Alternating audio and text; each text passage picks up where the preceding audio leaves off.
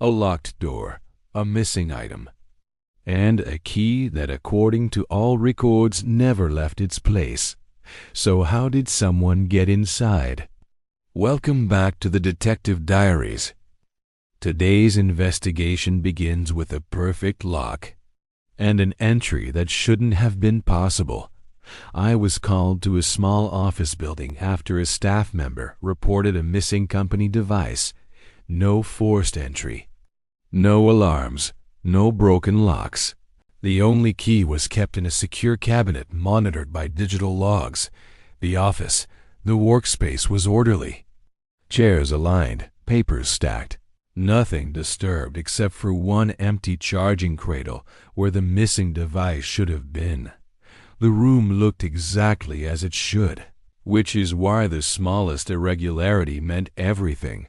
The key cabinet. The secure cabinet held several keys, each tracked by a digital timestamp. The log showed the key for that office door hadn't been removed in weeks. And yet, someone had opened the door. The first clue. A close inspection of the lock revealed a microscopic disturbance around the outer edge of the key slot. A shallow, smooth scrape pattern. Not forced entry, not damage. A precision maneuver. The tiny mark on the handle. On the inside of the door handle, under oblique lighting, a faint, dry smudge appeared, consistent with glove material. Someone opened the door with a tool instead of the key. Reconstructing the method. Using the scrape pattern and the handle mark, we determined the intruder used a narrow bypass tool, slid between the door and frame to lift the latch. This technique leaves almost no trace, unless you know exactly where to look. The access timeline.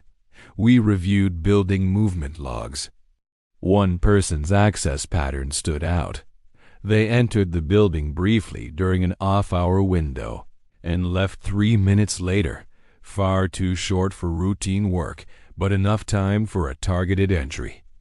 The match, the glove smudge, contained a tiny synthetic fragment. Its weave matched the type, used in a specific brand of utility gloves. Gloves the suspect's department regularly used. When questioned, the individual admitted they bypassed the door because they knew the key logs were monitored. They believed a lock without key use would remove suspicion, but the lock held the evidence. And that's the story of the key that never left. A case that proved even when the key stays put, the truth eventually comes out.